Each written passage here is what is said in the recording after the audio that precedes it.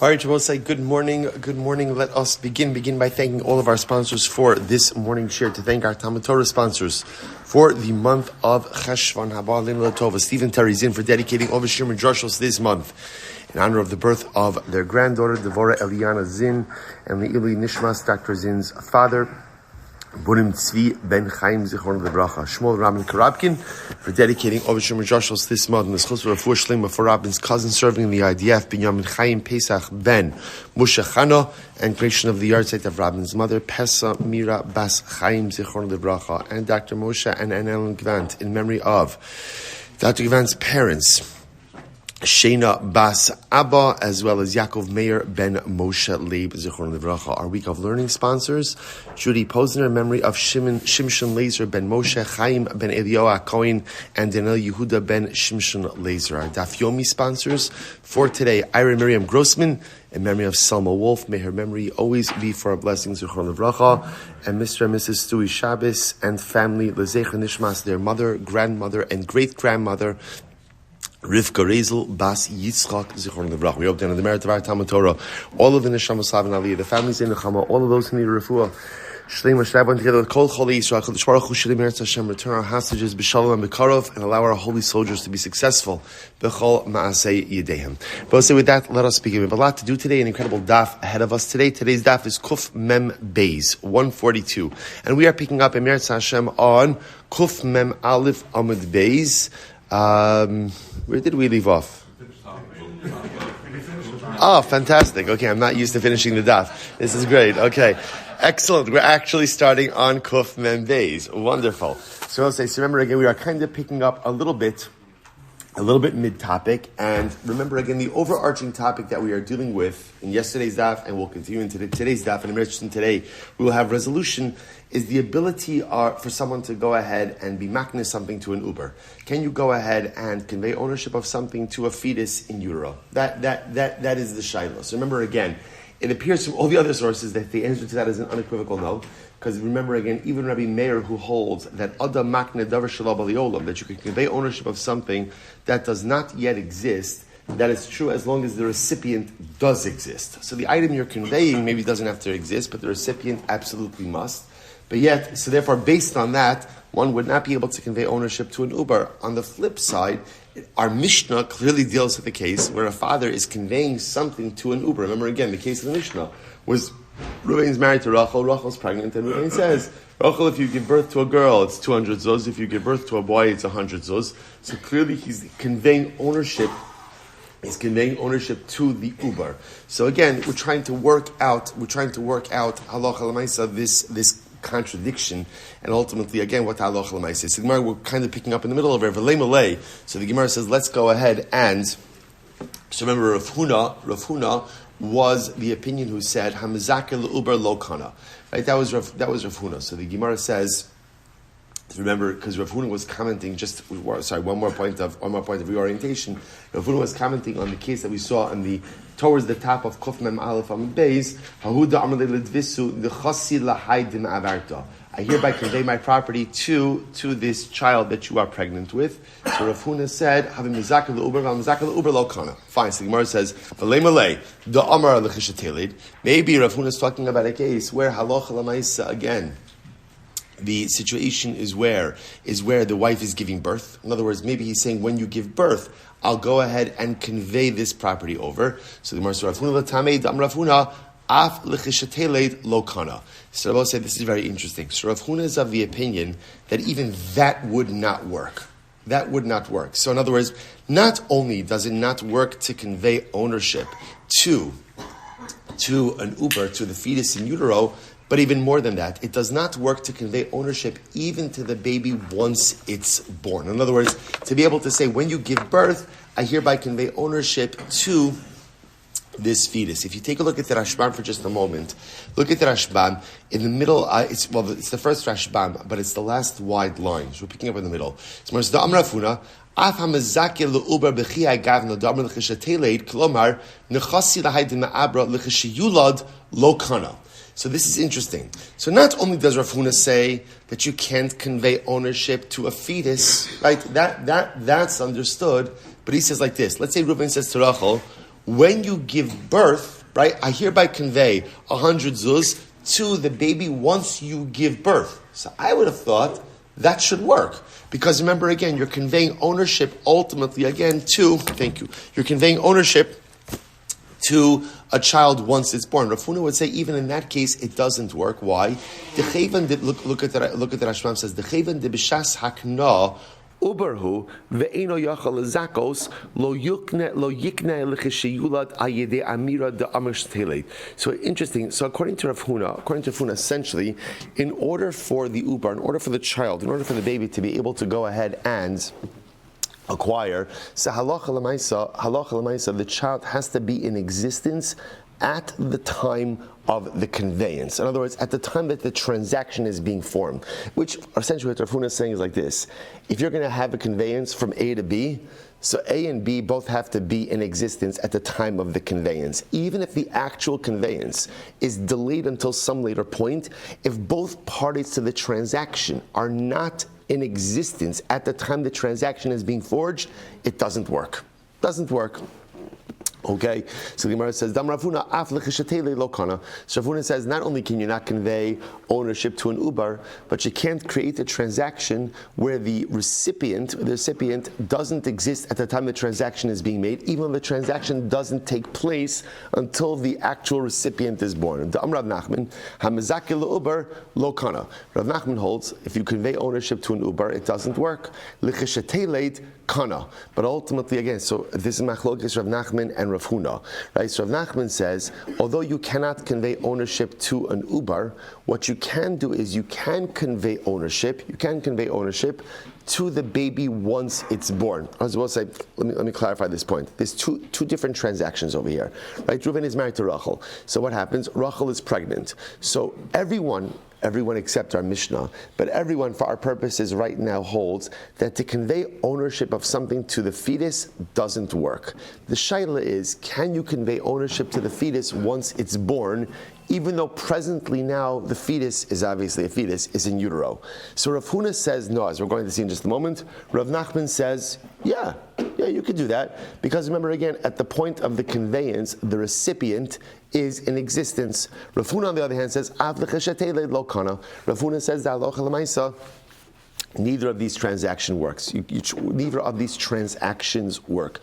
You cannot convey ownership to a fetus, nor can you enter into a transaction with something that doesn't exist at the time of the transaction, even though the chalos, the actualization of the transaction, will not take place until the recipient does exist. Okay, Rav Shesha says, Echad zeh v'echad zeh kana. So I'll say on the flip side, okay, so now, Baruch Hashem, so now we have our spectrum of opinions. Rav Shesha says, it all works.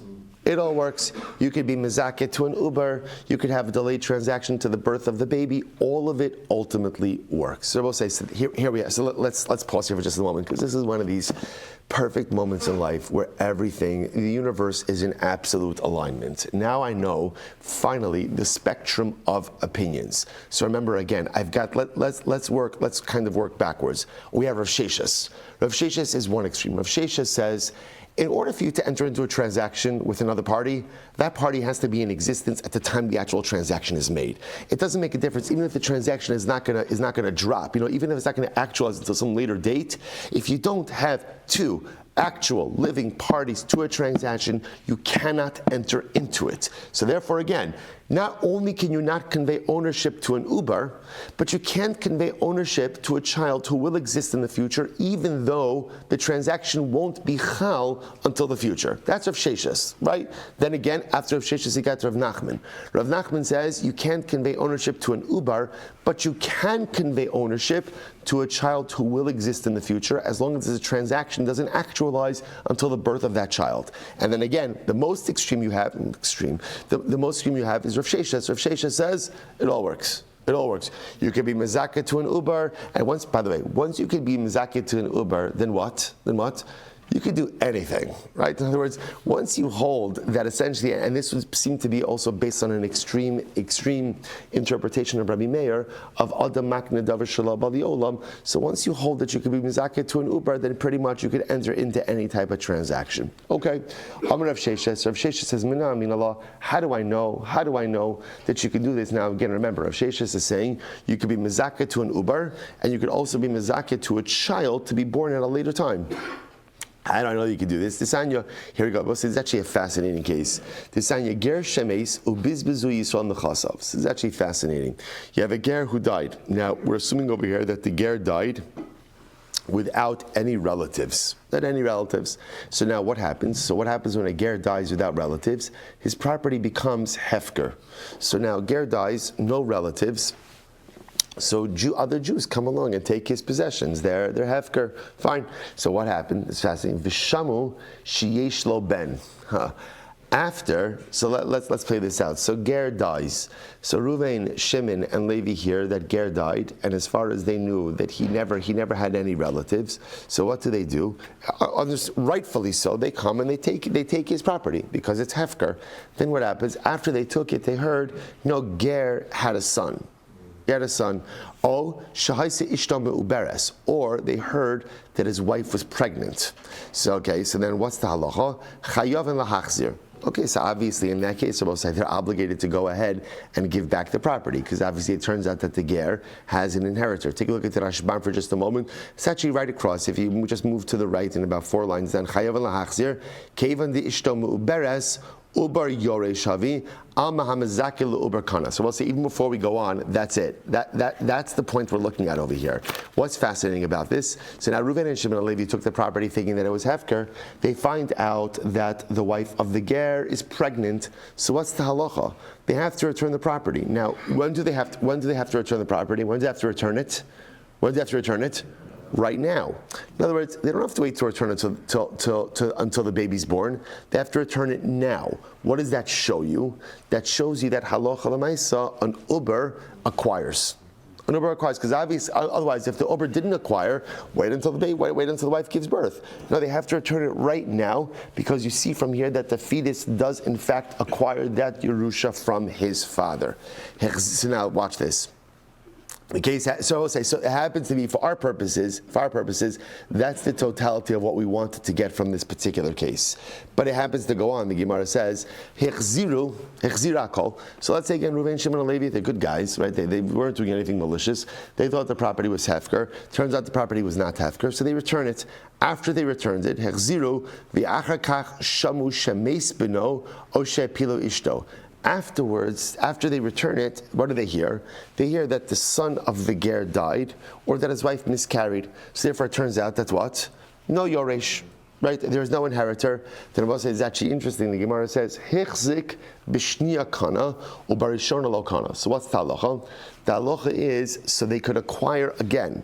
So now Reuven, Shimon, and Levi have the ability, if they want, to reacquire the estate. But in order for them to reacquire the estate of the ger, they would have to make another kinyan. They would not be able to rely on the first kinyan which was made. Okay? So the Gemara says, suppose I suggest as an aside, take a look. So that happens to be interesting by itself. Take a look at the Rashbam. Berishona lo kana degloi milsa shahaya lo ben o uber va'afagav the sof meis ha'uber bebetan v'lo yotzla avira olam ki yorish kamer chashavlei umara lecheskas machzik Rishona amo uber yorish krav sheshes. So Rabbi says, so what do you see from here? So this is fascinating. So one more time. So ger dies, right? As far as Reuven, Shimon, and Levi know, ger died without any inheritors. So therefore his property becomes hefker. They swoop in, not swooping in a bad way, but it's hefker. So they're coming along and they take it. It turns out they hear afterwards that what? Ger's wife is pregnant, so what's the halacha? Give it back. What do you see from there? That an uber does in fact inherit. Okay, now part 2 of the case, it turns out that Ger's widow miscarries. So now there's no more yoresh. So what's the halacha? Reuven and Shimon and Levi. So we'll say, interestingly enough, if Reuven and Shimon and Levi want to acquire the property, what do they need to do? A second kinyan. a second kinyan. Meaning what? They can't rely on the first kinyan that they made. Why not?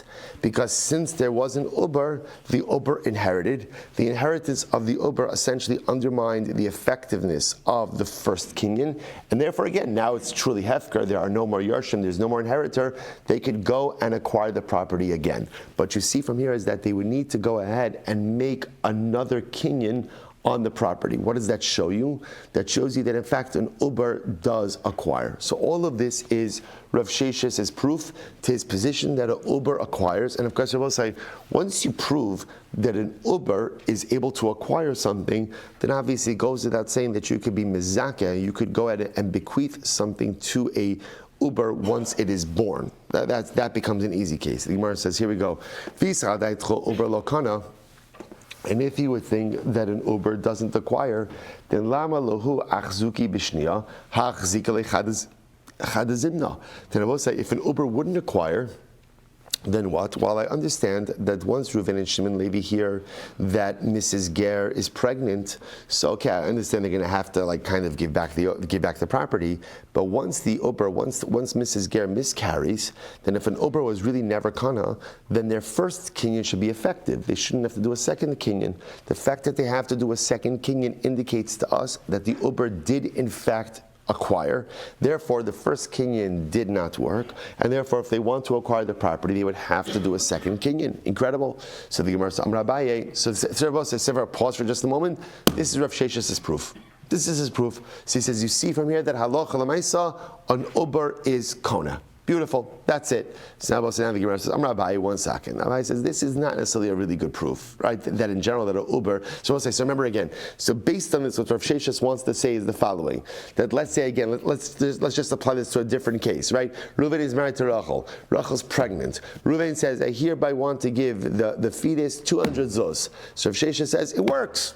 It works. The uber acquires 200 zuzot. Uber is kona based on this case. Tuch Abaye says, not necessarily. This case could be different. Why? Yerusha haba me'ele hashayni. And also, we've seen this already a couple of times throughout this sugya. Inheritance may be different. Now, why would inheritance be different? Because inheritance is something that comes to you de facto. There's a difference between inheritance and a different kind of conveyance. How so? We'll say in a typical case of conveyance, what do you have? You have a conveyor and a conveyee. Is that a word? Yeah, okay. Right, you have a conveyor, I could say it simpler. You have a giver and a recipient, right? So there's someone driving the act of giving, and then there's a recipient. Yerusha is not like that. In Yerusha, there is no one who's driving the act of giving. In other words, that act occurs as a result of another act, namely death. So someone dies, therefore because someone dies, by definition, there's a Yerusha. So maybe we could say like this. Abai wants to suggest that maybe halacha l'maisa, the way it works is as follows. Maybe the way it works is like this: that when could an uber acquire something? An uber acquires in a case of Yerusha, because the case of Yerusha is something almost being foisted upon the uber. He's not asking for it. No one's conveying it. Right? It's just being conveyed almost mi'atzmo by itself. But maybe in a different kind of case of conveyance, it doesn't work. We've seen this a number of times before already. So Abaye just says maybe by Yerusha, even if you say that an uber could acquire an inheritance, lav dafka, not to say that translates into an uber being able to acquire other items. Okay, so Rava says, so Rava Amar, shiny hasam. Rava also wants to suggest that this case of the ger may also be a little bit different. How so?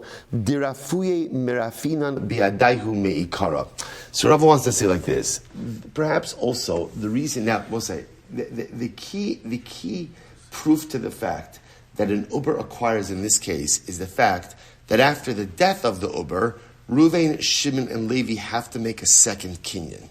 Right? In other words, if an uber was never kona, then their first kinyan should work. The fact that after Mrs. Ger miscarries, they have to make another kinyan indicates to us that the uber disrupted their ownership. To which Rava said, maybe not. Maybe in the case, maybe what's flawed over here is, and the reason they have to make a second kinyan is not because the uber acquired, but rather the following.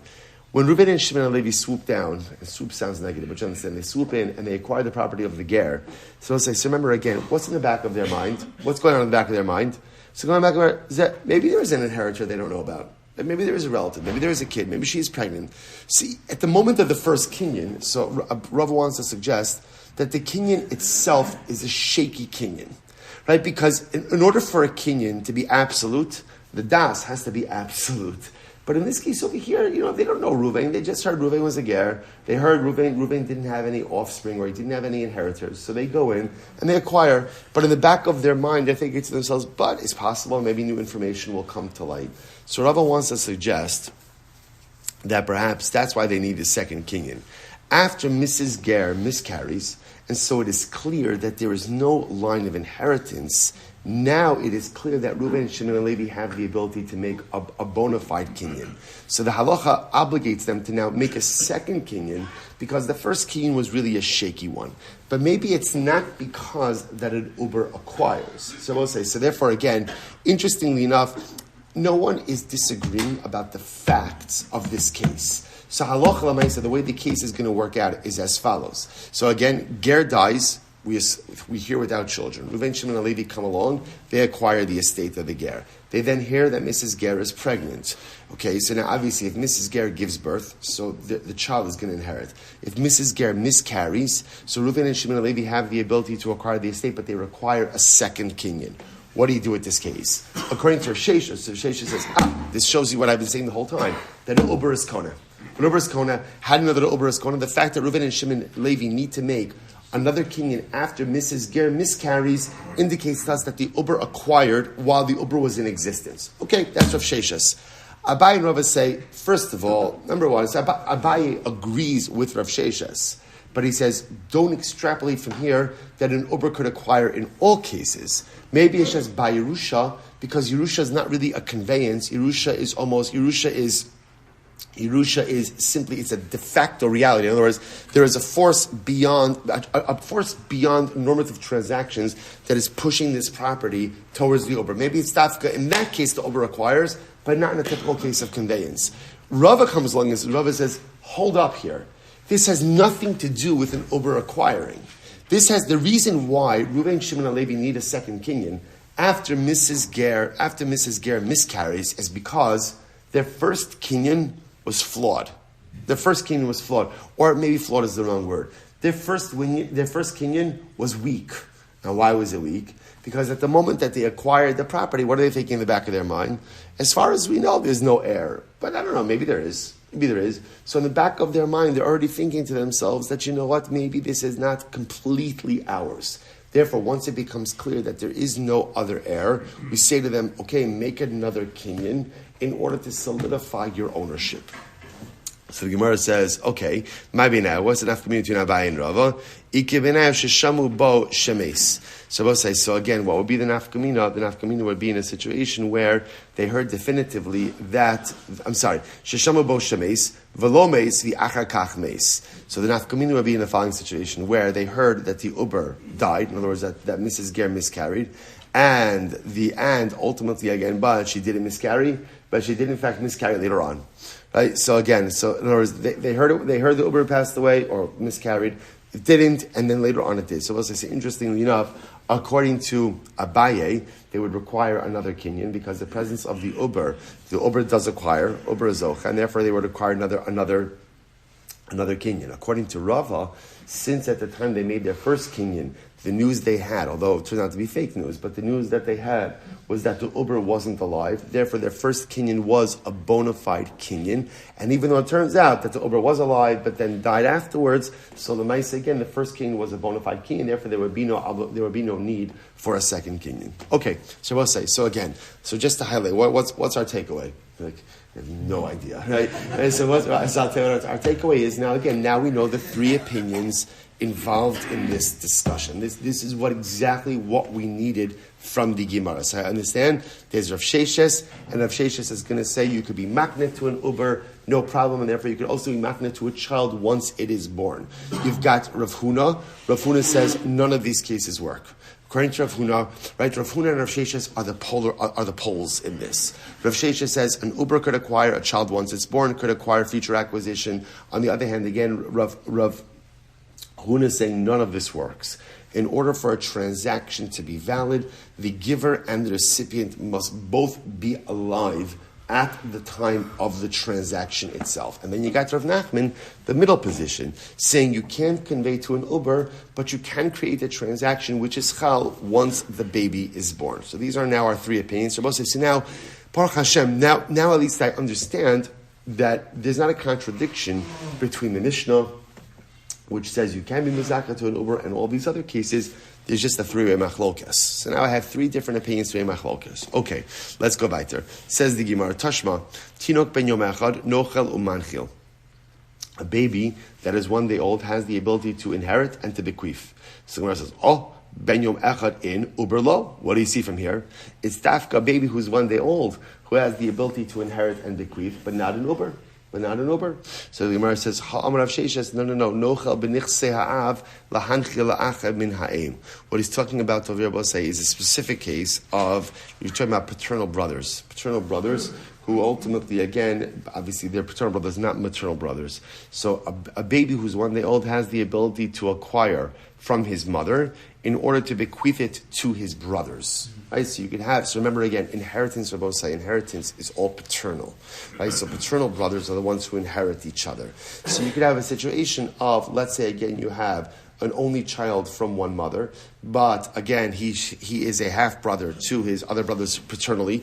And we might say again, if he dies and he's the sole inheritor of his mother, let me say it differently. If he's the sole inheritor of his mother dies, he inherits his mother. If he dies, then technically speaking, his paternal brothers would inherit him.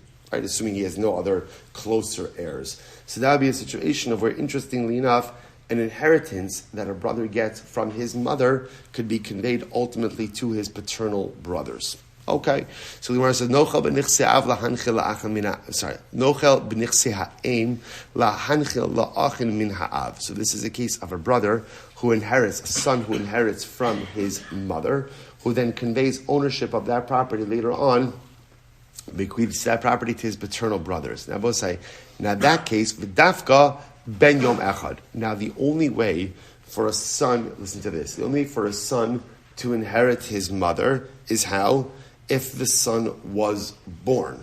If the son was born. Right? So it has to be, in order for the son to inherit his mother, the son has to be at least a day old. In other words, the son has to be birthed.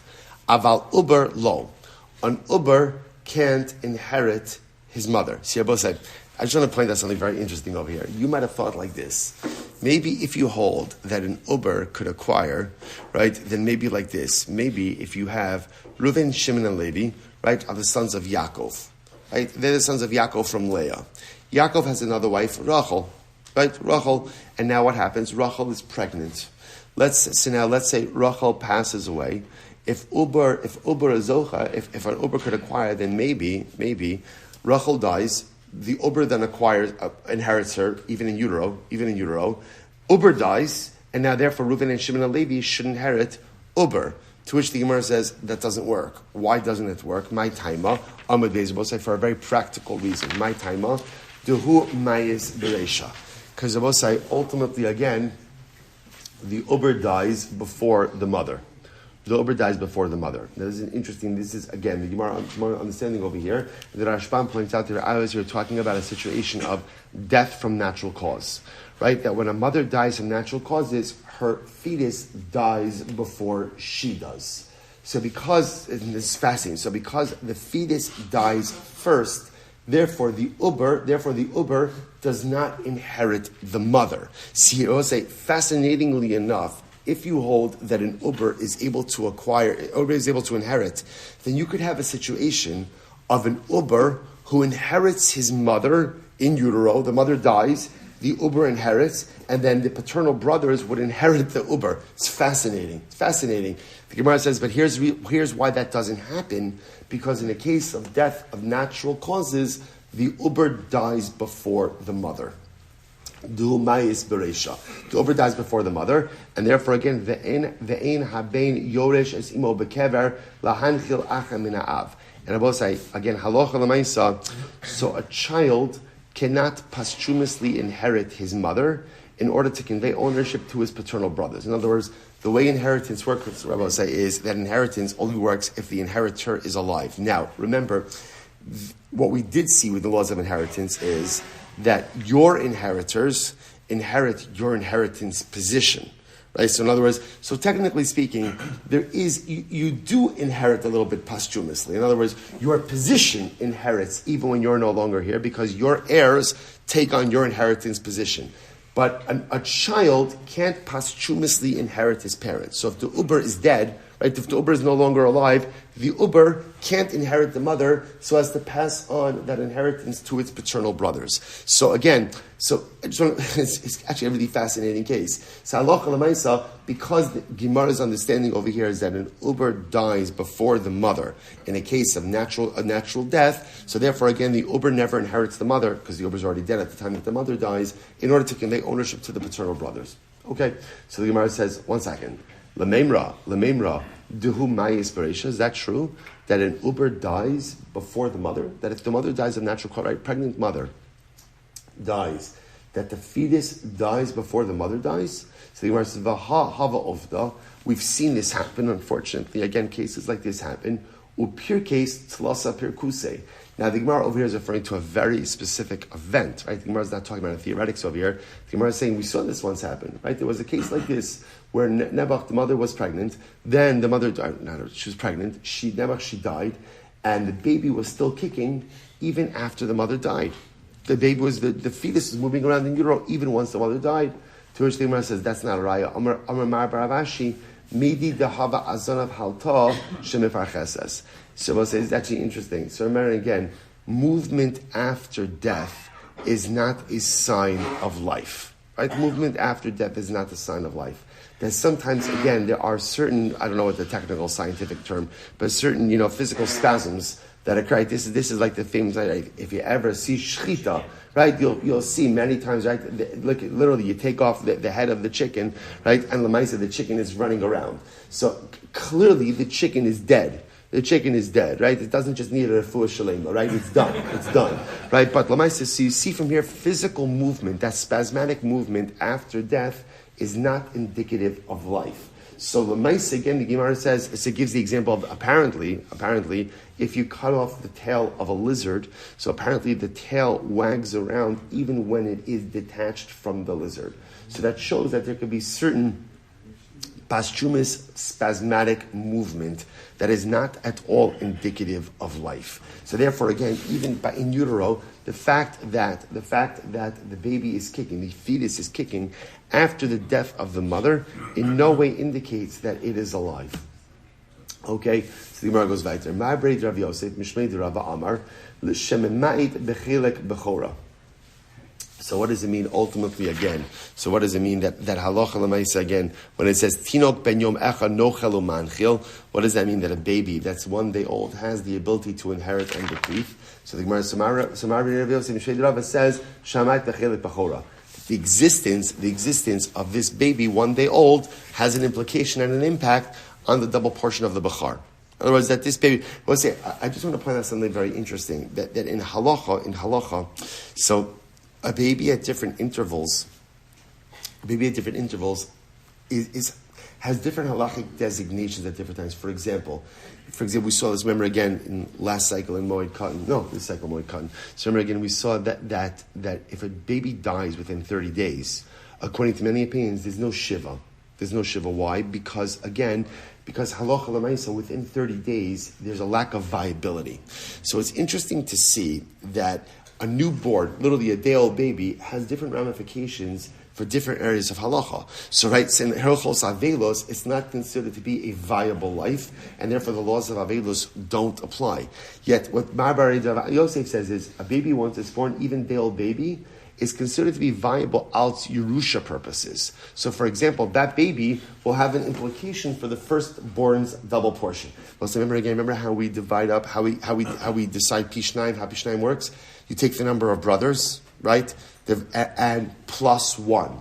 Add 1 to the actual number of brothers. Divide the estate by that number. I don't know why it's going like that, right? And the Bechar takes 2. So, for example, if there are 4 brothers, let's just do Reuven, Shimon, Levi. If there are 3 brothers, so the way we do it is we divide the estate divided by 4, and the firstborn takes 2 of those portions. So, Ma'abrei Rav Ashi says like this.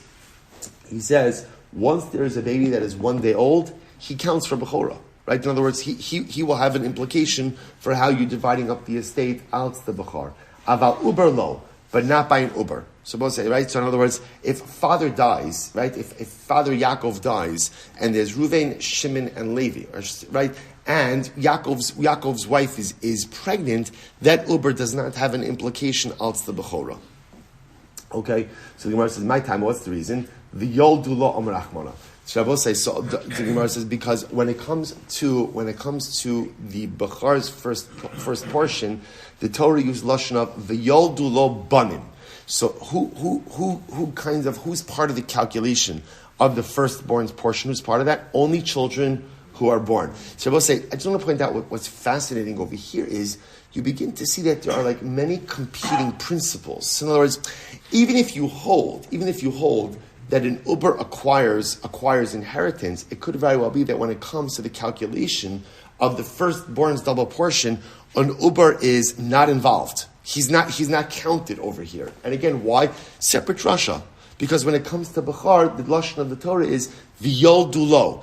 And the father has sons. They were born to him sons, which indicates to us only living birthed children come into play when calculating out the firstborn's portion. The Amar Ma'abred Rav Yosef, Nishmei de Rabba, Ben Shenolad Achar Misas Aviv, Eino Mema'it Bechelek Bechora.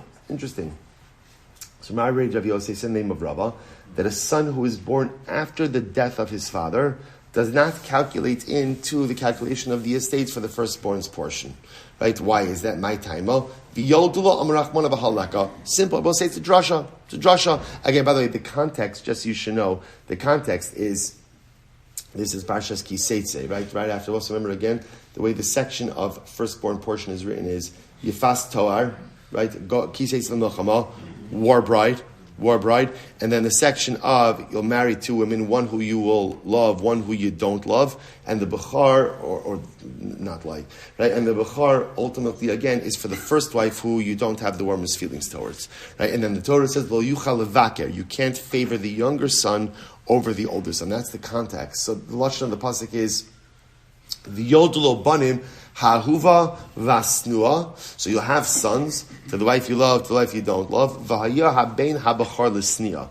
And the Bechar ultimately again will be the firstborn son of the wife who you don't have the close relationship with. So then the Torah says you can't favor the younger son over the older son. So the Gemara is discussing over here that if you notice, when it comes to discussion about firstborn rights, the lashon is v'yoldulo. V'yoldulo. It's all about birthed children and nothing to do with fetuses. Fascinating. Besura Masnuachi. So in Surah they had this version. Bepompatisa Masnuachi. And Pompatisa had a different version. Armai Brej Rav Yosef Mishmei Derava. Bechar Shenolad La'achar Misas Aviv Eino Notel Pishnayim. So I'll say this is actually another implication of this. Right? Reuven is married to Rachel. Rachel's pregnant with their first child. Reuven dies. So now again. And let's say again, for whatever, let's say Reuven has other children, or he has daughters, right? So now what happens? So now this child is born. A child born after the death of his father doesn't have the status of Bechar. Okay. So the Gemara says, my time, what's the reason? Yakir Abrahmana Vahal Lesa. So I will say, so this is interesting. Vahal Lesa the Yakir. So I say, interestingly enough, because the Torah uses lashon of Yakir. Yakir means the father is literally Kiyas Ben Abachar Ben Asnua Yakir. It's the next pasuk that follows one we just stated before. The father has to recognize the rightful Bachar. Now, what does it take to recognize someone? They have to be in existence.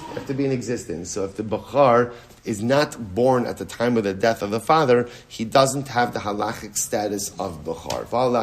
Lesa diyakir. And the Gemara says, "V'hilchasa kechol hani lishna da'ar marbeit Rav Yosef mishmei derava." And we'll say that halacha follows all of these statements that we just made in the name of Marbeit Rav Yosef, in the name of Rav. We'll see that halacha nice in just a little bit. On Rav Yitzchak bar Rav Yochanan, hamazaki le'uber lo kana. All right, so now we're circling back because right, this is still the raging issue. So Rabbi Yitzchak says in the name of Rav Yochanan, if you convey ownership of something to an uber, the uber does not acquire.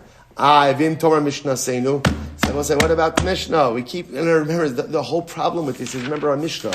What did our Mishnah say? Our Mishnah said, Omer im teled ishti zachar, yital mana, yolda zachar, yital mana. Right? Reuben's married to Rachel. Rachel's pregnant. And if Reuben says, if you give birth to a boy, I'm conveying to the boy a mana, the halacha is the baby acquires it. The fetus acquires it. So here, Rav Yitzchak Bar Rav Yochanan says, if you convey ownership to an uber, it doesn't work. It doesn't work.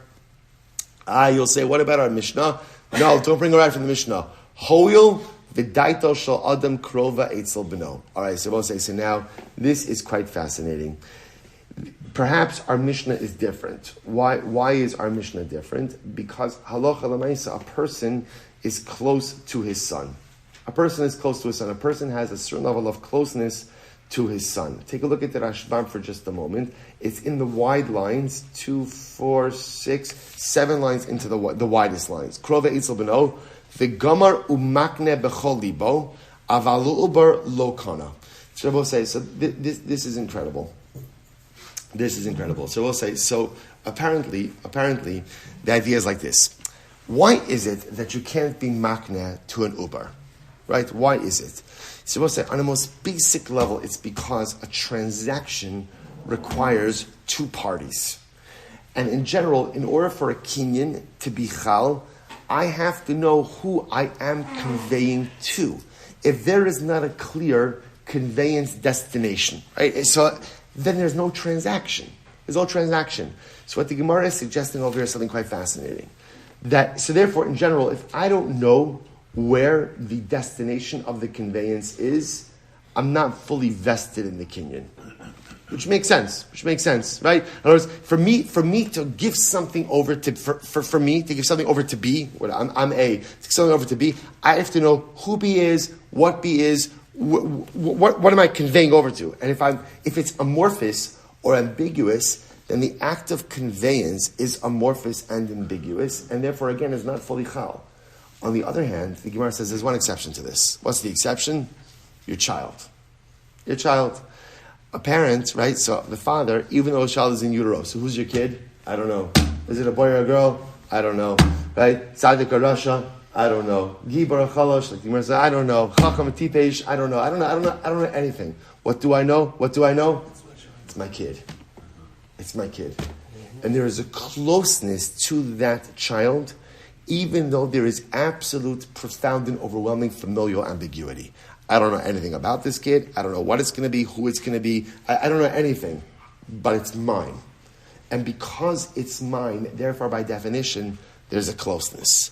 And that closeness is what allows the transaction to occur. I would say, is that not absolutely beautifully, both halachically and ashkafically overwhelming?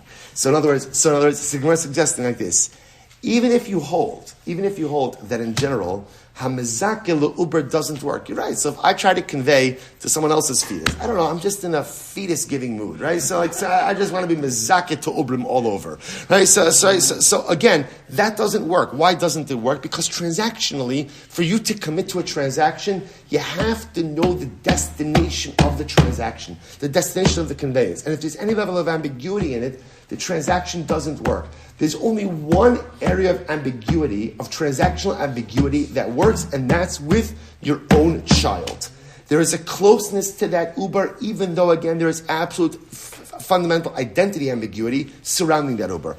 Adam, a person is karov to his child. Hoyo v'daito shel Adam krova eitzel beno. Therefore, what? I'm willing to give to that uber, even though, again, there is complete ambiguity from a destinational perspective. I'll say, is that not incredible? So again, so what's happening over here is Rabbi Shmuel Silber has introduced to us, say, now this is a new shita.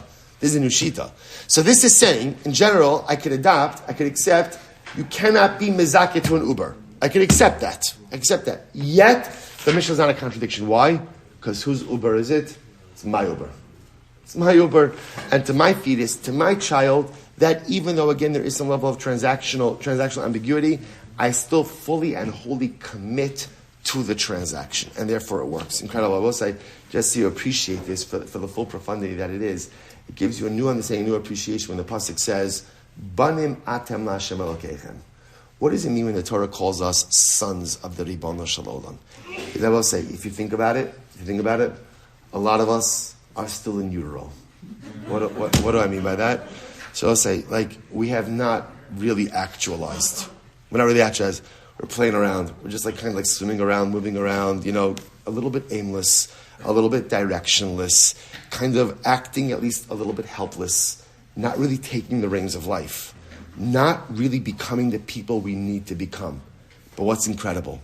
But yet a father showers bracha upon his kid, even though the kid is not self-actualized. Even though the child may be a little bit lost, right, in that amniotic sac of the human condition, right? And even though, again, I'm not really taking the reins of my life and not really becoming the person I need to become, a father still feels so close to a child that he just wants to give him bracha. Sometimes we walk around in life. It's important every once in a while to have one of these moments where you take stock of your brachas. And if you take stock of your brachas, and I think at least a lot of times, I arrive at a fundamental question, which is, why me? Everybody's used to asking why me when bad things happen. It's very important to ask why me when you take stock of your brachas. Because I would venture to say, 9.9 out of 10 times when I look at the brachas I have in life, when we look at the brachas we have in life, I don't deserve that. I don't deserve it. There's nothing I per se deserve. So if I don't deserve it, why do I have it? This Gemara. Because Hoel v'daitel shel adam krova etzel beno.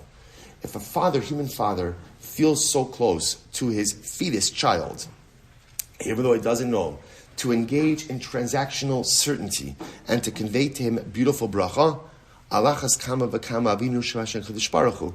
Even though, again, you're right, I'm not, again, I will say it's important to own it. I'm not living the life I need to live. I'm not the person I need to be. I haven't self-actualized in the way that I have to. I'm not there yet. I'm going to get there. But I'm not there yet. And yet, despite the fact that I am not fully mature, that I have not fully arrived, nevertheless, Kadosh Baruch Hu conveys bracha to me. Why?